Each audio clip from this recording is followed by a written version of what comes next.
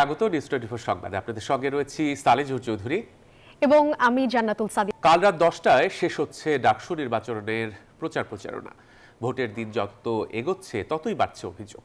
নির্বাচনের দিন ভুয়া আইডি কার্ড দিয়ে ভোট দেওয়া হতে পারে বলে শঙ্কা শিবির সমর্থিত প্যানেলের। আর কমিশনের বিরুদ্ধে পক্ষপাতের অভিযোগ তুলেছে বাকছাস। অভিযোগ থাকলেও নির্বাচিত হলে ক্যাম্পাসে সহাবস্থান নিশ্চিত করতে চান ছাত্রদলের আবিদ।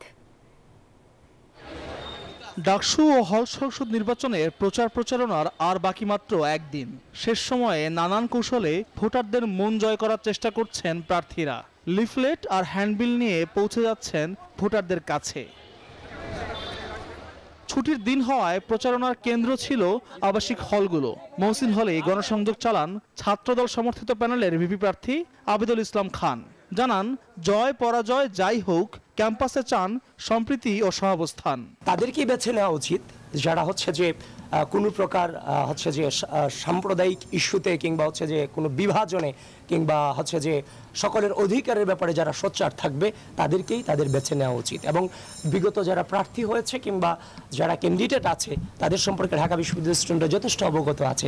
সবকিছু মিলে বিগত সময়ের সকল ডাটা কালেকশন করে তাদের রিসার্চ করে সেরকম প্রার্থীদেরকে বেছে নেওয়া উচিত, এটাই আমি মনে করি। চলে ডোর টু ডোর গণসংযোগ। তবে নির্বাচনের দিন ভুয়া আইডি কার্ড দিয়ে ভোট দেওয়া হতে পারে বলে শঙ্কা করছে শিবির সমর্থিত প্যানেল ঐক্যবদ্ধ শিক্ষার্থী জোট। আর কমিশনের বিরুদ্ধে পক্ষপাতের অভিযোগ তুলেছে বাকছাস সমর্থিত বৈষম্য বিরোধী শিক্ষার্থী সংসদ। নির্বাচন কমিশন ইতিমধ্যে আমরা মনে করছি নিরপেক্ষতা হারিয়েছে, কারণ যারা এখন পর্যন্ত আচরণবিধি লঙ্ঘন করেছে তাদের কারোর বিরুদ্ধে ব্যবস্থা নেয়নি।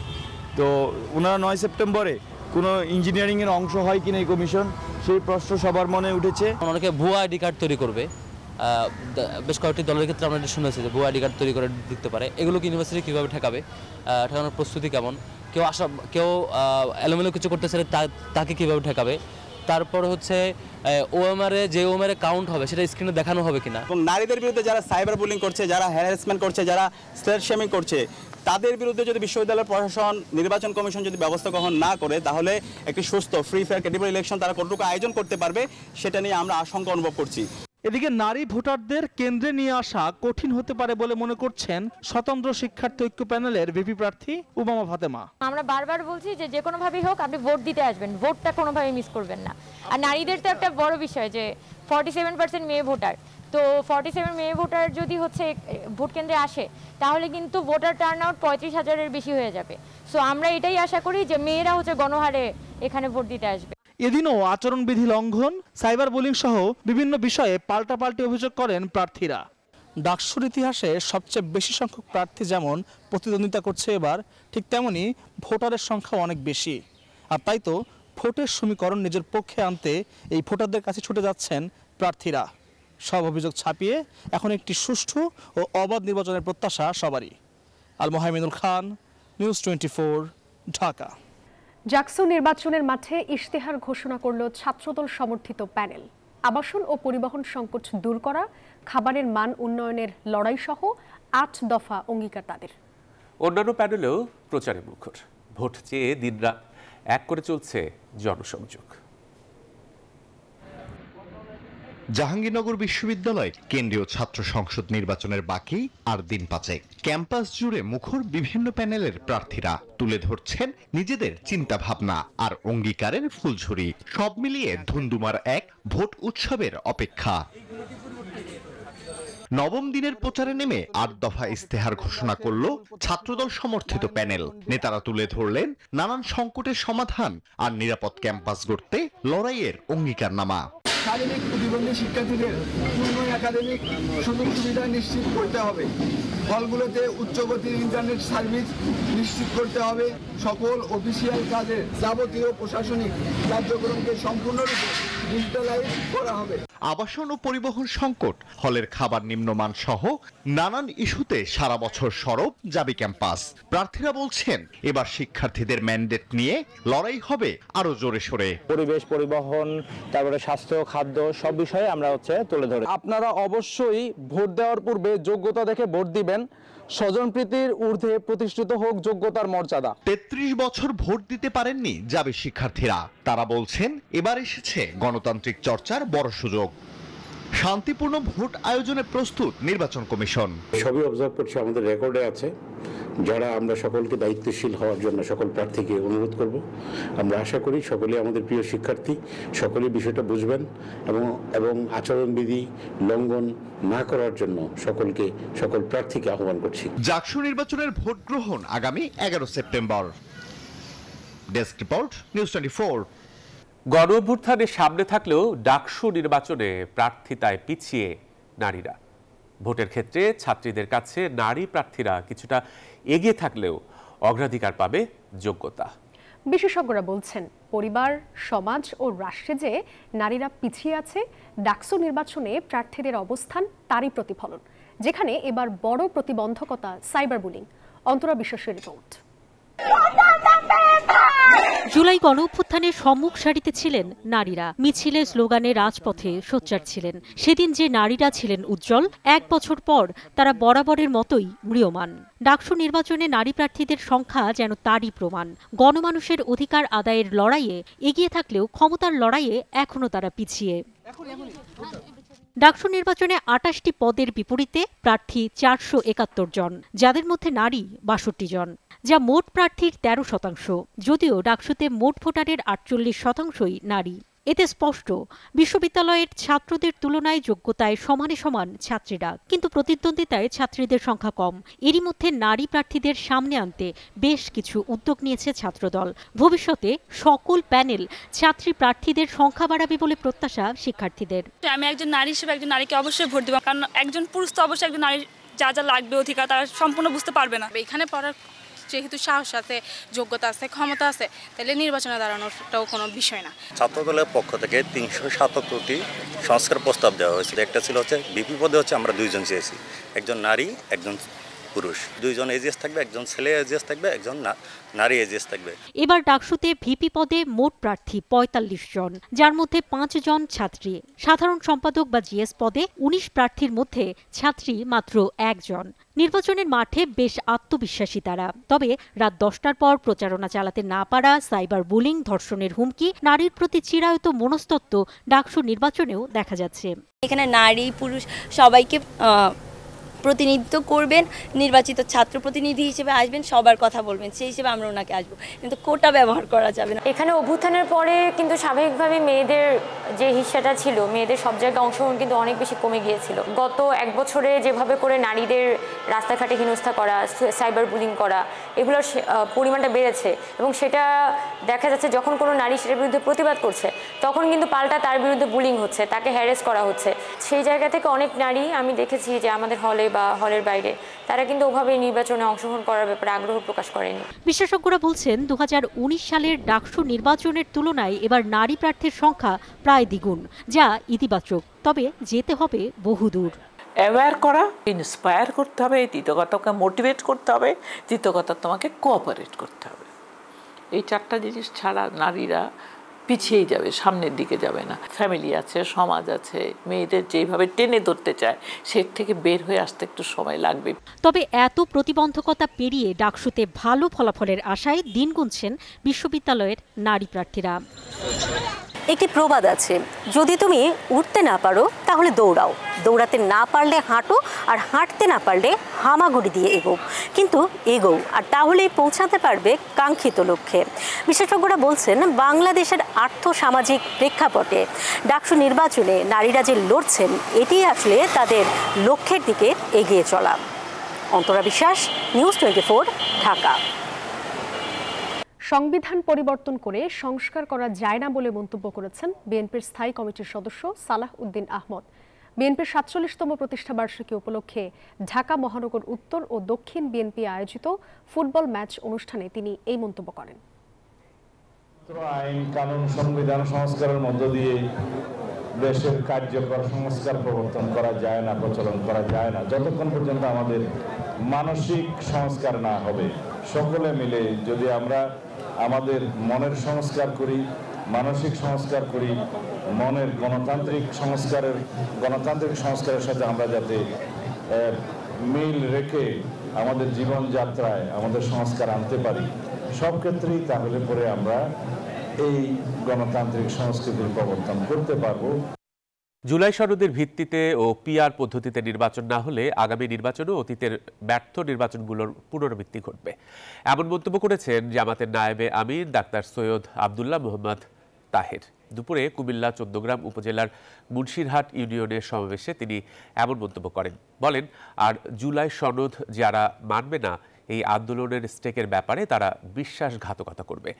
এসবে তিনি আরও বলেন, পিআর নিয়ে সরকার ও নির্বাচন কমিশনের সঙ্গে আলোচনায় বসতে আপত্তি নেই জামাত ইসলামীর।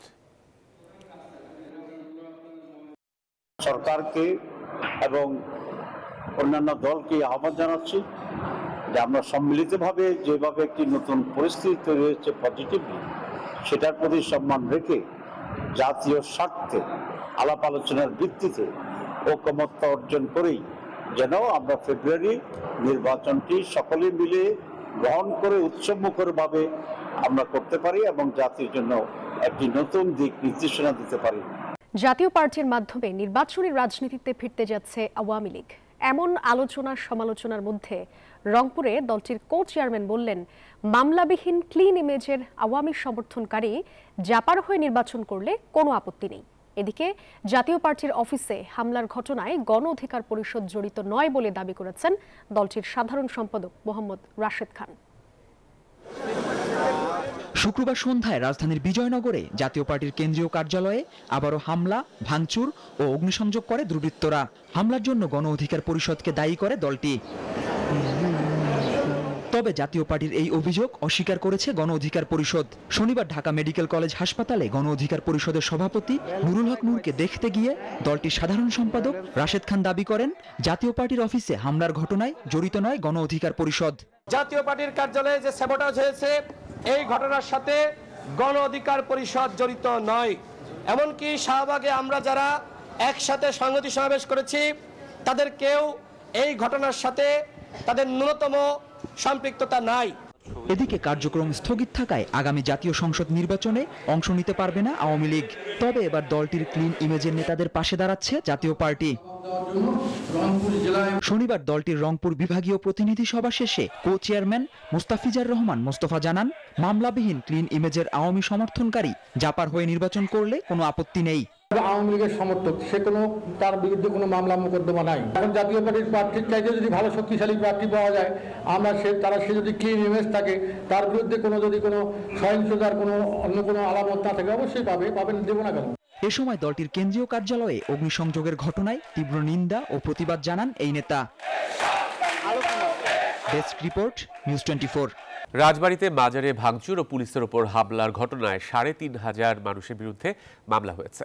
বাজার ভাঙনের পেছনে রাজনৈতিক ষড়যন্ত্র রয়েছে বলে মন্তব্য করেছেন বিএনপি নেতা রুহুল কবির রিজভী। এদিকে উপদেষ্টা আসিফ মাহমুদ জানিয়েছেন, বাড়িতে লাশ পোড়ানোর ঘটনা অত্যন্ত নিন্দনীয়। বলেন, ডিসেম্বরে যারা নির্বাচন করার কথা বলছে তারাই এখন নির্বাচন বানচালের ষড়যন্ত্রে লিপ্ত। প্রশাসনের নানামুখী উদ্যোগ ব্যর্থ করে রাজবাড়ীর গোয়ালন্দে নুরাল পাগলের দরবার ও বাড়িতে হামলা চালিয়েছে তৌহিদি জনতা। শুক্রবার বাদ জুমা বিক্ষোভ সমাবেশ শেষে বিক্ষুব্ধরা দরবারে গিয়ে ভাঙচুর, অগ্নিসংযোগ ও লুটপাট চালায়। এক পর্যায়ে কবর থেকে মরদেহ তুলে পদ্মার মোড়ে এনে আগুনে পুড়িয়ে ফেলা হয়। এ ঘটনায় ৩৫০০ জনকে আসামি করে মামলা করেছে পুলিশ। দেশের মানুষ, আইন শৃঙ্খলা বাহিনী অবশ্যই তাদের বিরুদ্ধে যথাযথ ব্যবস্থা নেবে। আমরা গতকালকেই একটা মামলা দায়ের করেছি। এদিকে মাজার ভাঙার মতো বিশৃঙ্খলার পেছনে আন্তর্জাতিক ষড়যন্ত্র রয়েছে বলে মন্তব্য করেছেন বিএনপি নেতারা। হঠাৎ করে দেশে এসব নৈরাজ্য কেন বাড়ছে তা নিয়েও প্রশ্ন তোলেন তারা। মাজারে সেখানে লাশ পুড়িয়ে দেওয়ার মতো ঘটনা যেটা গোয়ালন্দে ঘটেছে, এটার আমি বাংলাদেশ জাতীয়তাবাদী দলের পক্ষ থেকে তীব্র নিন্দা জানাচ্ছি এবং প্রতিবাদ জানাচ্ছি।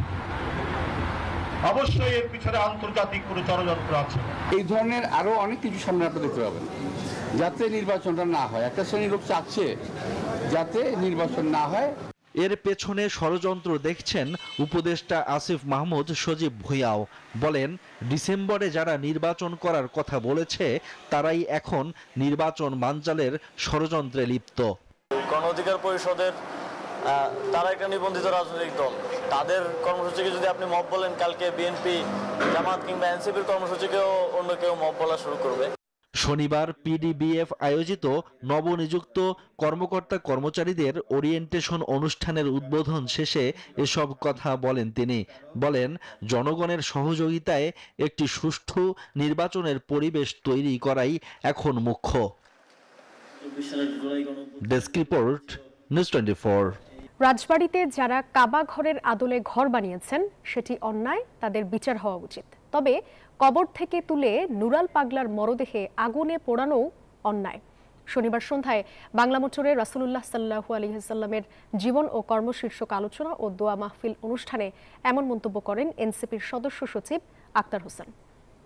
যারা অন্যায় করেছে, কাবা ঘরের আদলে কবর বানিয়েছে, তাদেরকে বিচারের মুখোমুখি দাঁড় করানো যেমন আমাদের কর্তব্য, একই সাথে সংযত থাকাও আমাদের কর্তব্য ছিল।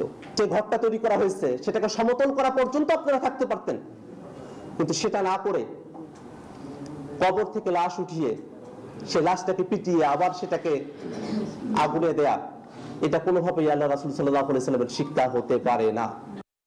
বিশ্ব শান্তির বার্তায় রাজধানীতে ছিল পবিত্র ঈদে মিলাদুন্নবীর জশ্নে জুলুসের শোভাযাত্রা। প্রিয় নবীর বন্দনা, খণ্ড খণ্ড মিছিল, স্লোগানে দিনভর মুখর ছিল ঢাকা। সোহরাওয়ার্দী উদ্যানে জশ্নে জুলুসের সমাবেশ থেকে বিশ্বের সংঘাত বন্ধ হবে, প্রতিটি মানুষ থাকবে ভ্রাতৃত্ববোধে, এমনটাই চাওয়া প্রতিটি মুসল্লির।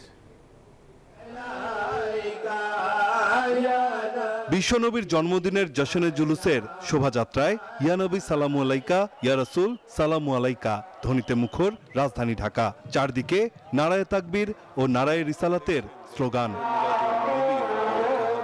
ঐতিহাসিক সোহরাওয়ার্দী উদ্যানের দৃশ্য এটি। শনিবার সকাল থেকে আঞ্জুমানের রহমানিয়া মাইনিয়া মাইজ ভান্ডারিয়ার সভাপতি ডক্টর সৈয়দ সাইফুদ্দিন আহমদ মাইজ ভান্ডারির নেতৃত্বে লাখো নবীপ্রেমী সুফিবাদী জনতার ভিড় অংশ নেন জশনে জুলুসে। এ সময় প্রতিটি মানুষের হাতে ছিল ধর্মীয়, ফিলিস্তিনি ও বাংলাদেশের পতাকা। আল্লাহু আকবার ধ্বনিত হয় পুরো এলাকা জুড়ে। জশনে জুলুসে অংশ নেয়া ধর্মপ্রাণ মুসল্লিরা জানান, বিশ্ববাসীর ওপর রহমত বর্ষণ করে এদিন নবীজি পৃথিবীতে এসেছিলেন। তার দেখানো পথে চলার তৌফিক চান তারা। বিশ্বের সংঘাত বন্ধ হবে, প্রতিটি মানুষ থাকবে ভ্রাতৃত্ববোধে, এমনটাই চাওয়া প্রতিটি মুসল্লির। আজকের দিনটা হলো আমার হুজুর পাক সাল্লাল্লাহু আলাইহি ওয়াসাল্লাম এই দিনে দুনিয়াতে আগমন করছেন, শান্তির বার্তা নিয়ে উনি দুনিয়াতে আইছেন। সবাই শান্তিপ্রিয় দেশে বসবাস করতে পারে। আল্লাহ পাক রব্বুল আলামিন আজকে ঈদে মিলাদুন্নবীর উসিলা আমাদেরকে যেন কবুল করে। আমরা এখানে সবাই উপস্থিত হয়েছি, মুসলিম জাহানের সবার ঐক্যবদ্ধ হয়ে আমরা তাদের জন্য মুনাজাত করছি, যাতে আল্লাহ পাক তাদেরকে হেফাজত করে। আমরা রহমত চাই, আমরা শান্তি চাই। এ সময় আঞ্জুমানে রাহমানিয়া মাইনিয়া মাইজ ভান্ডারিয়ার সভাপতি ডক্টর সৈয়দ সাইফুদ্দিন আহমদ মাইজ ভান্ডারি ও আশেকানে গাউসিয়া রাহমানিয়া মইনিয়া শহীদিয়া মাইজ ভান্ডারিয়ার প্রধান সৈয়দ শহীদুদ্দিন আহমদ পবিত্র বার্তা হৃদয়ে ধারণ করে ব্যক্তি, পরিবার ও রাষ্ট্রীয় জীবনে তা প্রয়োগ করার কথা জানান। তবেই সমাজে শান্তি, ভ্রাতৃত্ব ও মানবিকতার আলো ছড়িয়ে পড়বে। নবীর আদর্শকে, নবীর ভালোবাসাকে মানুষের কলবের মধ্যে পুনঃস্থাপিত করার মাধ্যমে পৃথিবীতে আমরা শান্তি আনয়ন করতে চাই। রাসূলের আদর্শ ছাড়া এই পৃথিবীতে শান্তি কল্পনা করা অসম্ভব। হুজুর নূর আহমদ মুস্তাফা সাল্লাল্লাহু আলাইহি ওয়াসাল্লামের আদর্শের কোনো বিকল্প নাই। ওনার অনুসরণেই একমাত্র মুক্তির পথ, শান্তির পথ। আমরা সবাইকে আজকে যারা উপস্থিত হয়েছে প্রত্যেকে আমরা মোবারকবাদ জানাই। জশনে জুলুস শেষে মিলাদ মাহফিল অনুষ্ঠিত হয়। আল্লাহর দরবারে জীবনের সকল গুনার মাফ চান সুফিবাদী ধর্মপ্রাণ মুসল্লিরা। কান্নায় ভেঙে পড়েন অনেকে। নাইম আলচিকো, নিউজ 24, ঢাকা। পবিত্র ঈদে মিলাদুন্নবী উপলক্ষে চট্টগ্রামে বের হয় দেশের বৃহত্তম ধর্মীয় শোভাযাত্রা জশ্নে জুলুস। 54তম এই আয়োজনে অংশ নেয় হাজার হাজার মানুষ। ঘটেছে হৃদয় বিদারক ঘটনাও। হঠাৎ করে পদদলনের ঘটনায় প্রাণ হারিয়েছেন দুজন। শনিবার ভোর থেকে নগরের বিভিন্ন প্রান্ত থেকে মুসল্লিরা আসতে থাকেন মুরাদপুর জামিয়া আহমেদিয়া সুন্নিয়া কামিল মাদ্রাসা প্রাঙ্গণে। সকাল 10টায় আলমগীর খানকা থেকে আনুষ্ঠানিকভাবে যাত্রা শুরু হয় মহাশোভাযাত্রার। লাখো মানুষের অংশগ্রহণে আয়োজিত এই জুলুসে নেতৃত্ব দেন আল্লামা সৈয়দ মোহাম্মদ সাবির শাহ। এই সময় শাহজাদা সৈয়দ মোহাম্মদ কাসেম শাহ ও সৈয়দ মোহাম্মদ মেহমুদ আহমদ শাহ অংশ নেন জুলুসে। এই বছরও আঞ্জুমান ট্রাস্টের সেক্রেটারি জেনারেল মোহাম্মদ আনোয়ার হোসেন বলেন, রাসূলের শুভাগমনের 1500 বছর পূর্তি এবছর। একই সঙ্গে আঞ্জুমান ট্রাস্ট শতবর্ষে পদার্পণ করেছে। বিশ্বের বৃহত্তম মিলাদ শোভাযাত্রা হিসেবে খ্যাত এই জুলুস এখন চট্টগ্রামের ইতিহাস ও ঐতিহ্যের অবিচ্ছেদ্য অংশ। শান্তির পৃথিবীতে সুন্দর সমাজ এবং আমাদের নবী যে শান্তির বার্তা বয়ে আনলো তার বহিঃপ্রকাশ এই জশ্ন জুলুস। আমাদের উদ্দেশ্য হচ্ছে রসুলের বার্তা মানুষের কাছে ছড়িয়ে দেওয়া।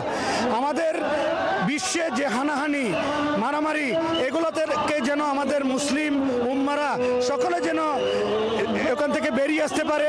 এইদিকে চট্টগ্রামে জশ্নে জুলুসে শোভাযাত্রার ভিড়ের মধ্যে হুড়োহুড়িতে চাপা পড়ে এক মাদ্রাসা ছাত্রের মৃত্যু হয়েছে। এই সময় বেলি ব্রিজ ভেঙে পড়ে গিয়ে আরেকজন প্রাণ হারান, আরও 9 জন আহত হয়ে মেডিকেলে চিকিৎসাধীন। 1974 সালে আল্লামা সৈয়দ মোহাম্মদ তৈয়ব শাহ জশ্নে জুলুসের প্রবর্তন করেন। এইবারে জশ্নে জুলুসে হতাহতের মতো অনাকাঙ্ক্ষিত ঘটনায় বিমর্ষ সবাই। নয়ন বড়ুয়া জয়, নিউজ 24, চট্টগ্রাম। কয়েক সপ্তাহের মধ্যে বিএনপির ভারপ্রাপ্ত চেয়ারম্যান তারেক রহমান দেশে ফিরবেন বলে জানিয়েছেন দলটির স্থায়ী কমিটির সদস্য ডাক্তার AZM জাহিদ হোসেন। সকালের রাজধানীর জাতীয় প্রেস ক্লাবে এক অনুষ্ঠানে এই তথ্য জানান তিনি।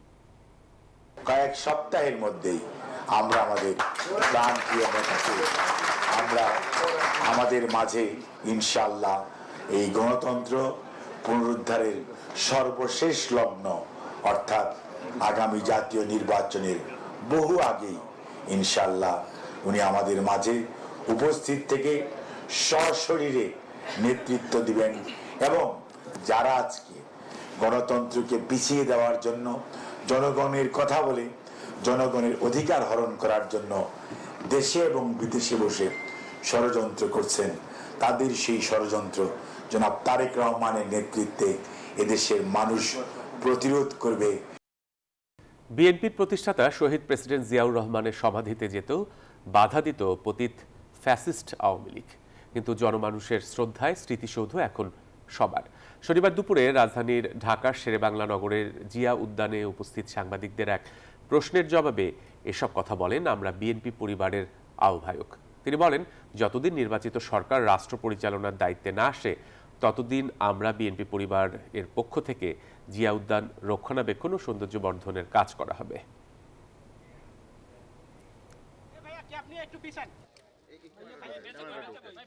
টাঙ্গাইলে 2025 সালের এসএসসি পরীক্ষায় জিপিএ 5 প্রাপ্ত কৃতি শিক্ষার্থীদের সংবর্ধনা দিয়েছে বাংলাদেশ জাতীয়তাবাদী ছাত্রদল নাগরপুর উপজেলা শাখা।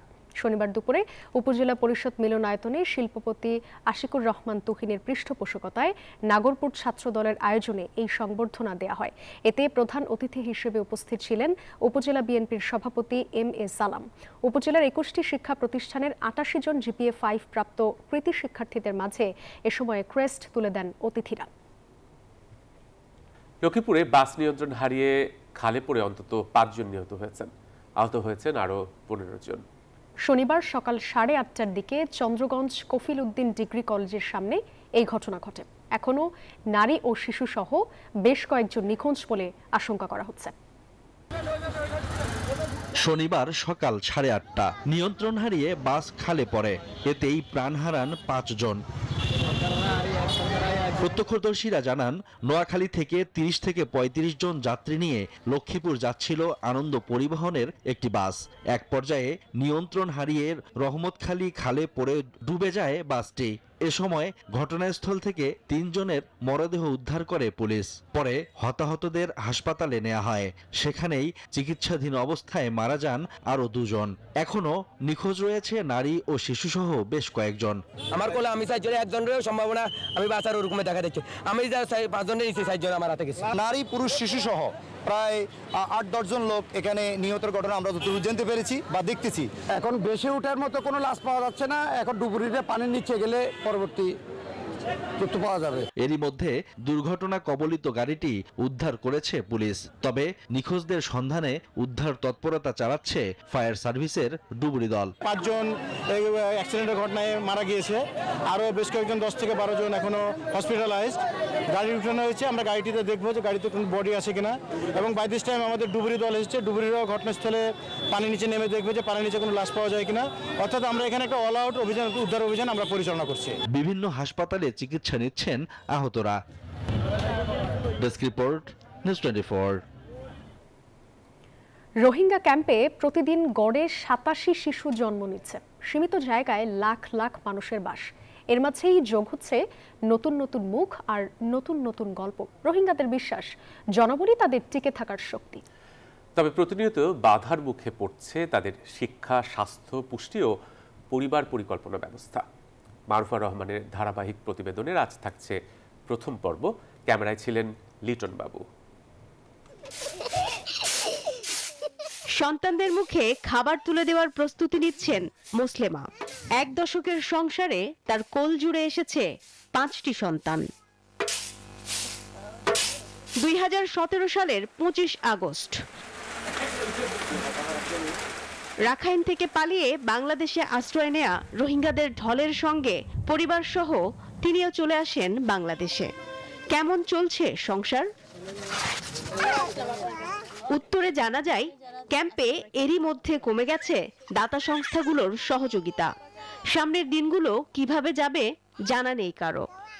বিয়া বারবাতা এনে কুয়া দুয়ার এনে বাসা এটা তিনুই হাজনে এরি আল্লাহ দি হালায়ে খেঙ্গতাম। তারপরও যেন রোহিঙ্গা ক্যাম্পে থামছে না জনবিস্ফোরণ। মাত্র 8000 একরের মতো বনভূমিতে গড়ে উঠেছে 33টি ক্যাম্প। গাদাগাদি করে বসবাস 14 লাখের বেশি রোহিঙ্গার। অনেক পরিবারের সদস্য সংখ্যা 7 থেকে 8 জন। 8-9 জন হই 8-9 জন হই তেয়া হামা ফেলার হদা আর তুন চিন্তায় বাতরার নজর হাইম হন্তু লইম হন্তু আনি খসে খসে করে সরে দিরি রাশনদের খাদ্য মাদে তোরা পায় আমরা আল্লাহ সালাবা আল্লাহর তিদে আল্লাহ নড়ে ভারন দিয়া দাবাই মারিও যেতে মাঝে মাঝে।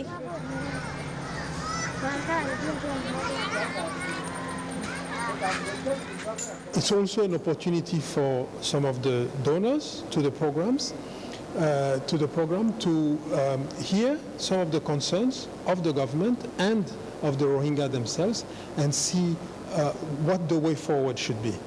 জাতিসংঘের শিশু তহবিল ইউনিসেফ জানিয়েছে, কক্সবাজারের ক্যাম্পগুলোতে শিশু আছে প্রায় 6 লাখ। এর মধ্যে 5 বছরের কম বয়সী শিশু রয়েছে 1,91,000।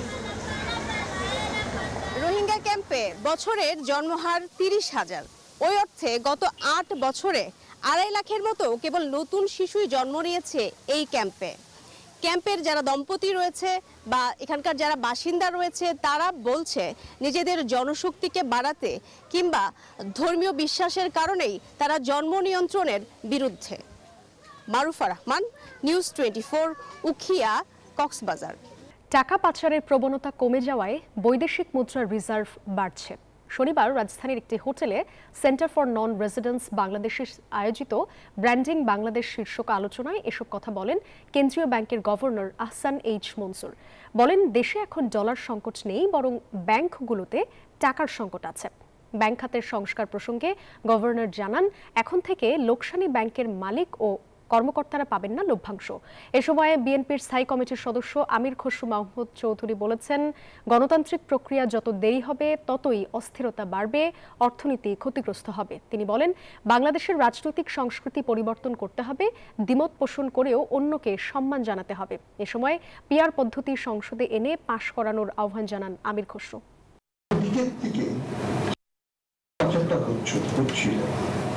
সেটা ব্যাংক ডাকাতির মাধ্যমেই হোক, সেটা দুর্নীতি এবং কমিশন বাণিজ্য ইত্যাদির মাধ্যমেই হোক, সেই প্রবণতাটা অনেকটা কমে গেছে।